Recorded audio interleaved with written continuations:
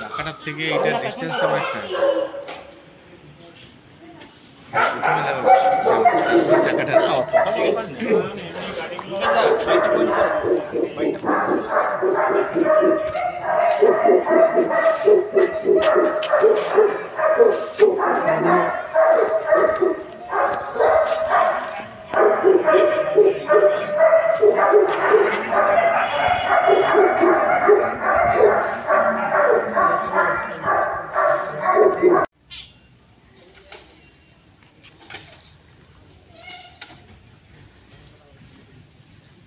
এটা কি জিনিস?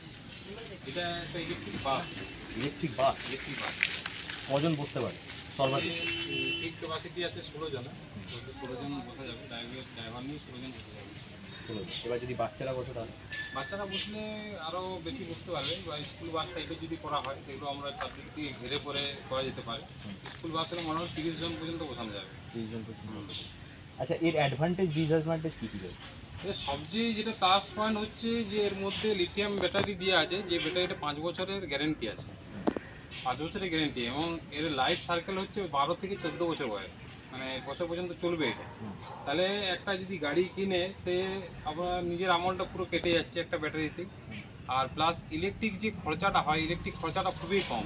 আর ইলেকট্রিক এবারে যে যেমন কিলোমিটার হিসাবে নিতে পারে, যদি কেউ বলে 100 কিলোমিটার মাইলেজ দরকার সেই রকম ব্যাটারি লাগাবে, আবার কেউ যদি বলে 300 চাই তাহলে সেরকম ব্যাটারি লাগানো যাবে।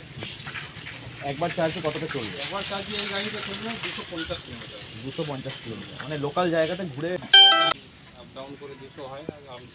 আর কীরকম কী মেটেরিয়াল ব্যবহার করা হয়? এর মধ্যে মেটেরিয়াল যেগুলো আছে টাটা স্টিল দিয়ে তৈরি এই গাড়িটা। আর বাকি যেসব আছে গাড়ির সমস্ত পার্টস দেওয়া আছে।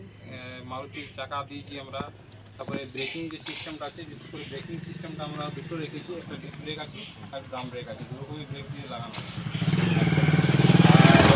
এর কোনো কি সমস্যার সম্মুখীন হয়েছে এটা বানাতে, যে এত বড় গাড়িটা?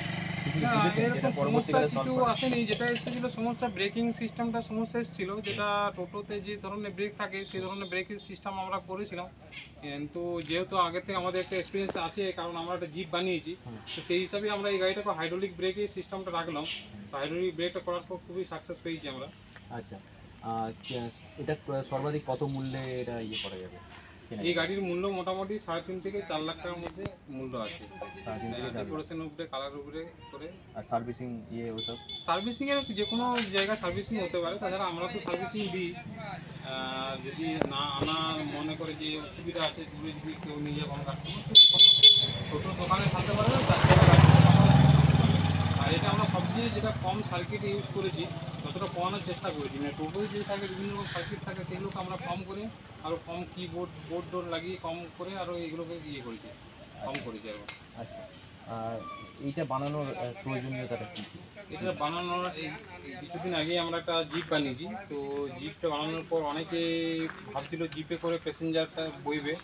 আর সবচেয়ে জিপে যেহেতু প্যাসেঞ্জার বেশি হয় না, আর 4 চাকার দিকে ঝুঁক সবাইকারই বেশি, কারণ 4 চাকাটা একটা স্টেপেবল গাড়ি, আর এমনিতে উঁচু নিচু জায়গায় চলতে খুব অসুবিধা হয় না।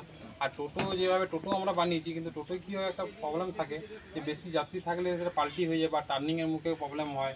এই বর্ষার সময় রাস্তার যে কন্ডিশন, সেই কন্ডিশনে কিন্তু গাড়ি চালাতে খুবই কষ্টকর হয়। সেক্ষেত্রে 4 চাকাটা খুবই সুবিধাজনক। আর স্টিয়ারিং যেহেতু আছে সেহেতু কোনো বিপজ্জনক থাকছে না। আর এর স্পিড খুবই কম, 30 ম্যাক্সিমাম 30 স্পিড আছে, তাতে করে ভয়ের কোনো কারণ নেই। তো মানুষের কীরকম চাহিদা দেখছেন গাড়িটা বানানোর পর? চাহিদা আছে প্রচুর। এই গাড়িটা অর্ডারে, আর তাছাড়া কিছু গাড়ি অর্ডারও হয়েছে এই সময় এই মুহূর্তে, যেগুলো ভিলেজ রাস্তায় চলবে আর কি। এরকম রাজপথে কিন্তু চালানোর জন্য নয় গাড়িগুলো, ভিলেজে যেগুলো গ্রামের রাস্তায় চালানোর জন্যই গাড়িগুলো। তার মানে সাসপেনশনটাও নিশ্চয়ই নজর? সাসপেনশনটাও খুব সুন্দর করা হয়েছে। আমরা লিপ স্প্রিং ব্যবহার করেছি এর মধ্যে। আপনার নাম পরিচয়? আমার নাম চঞ্চল সিং মোটরস, বিঘ্না ডিএবি স্কুলের সামনে।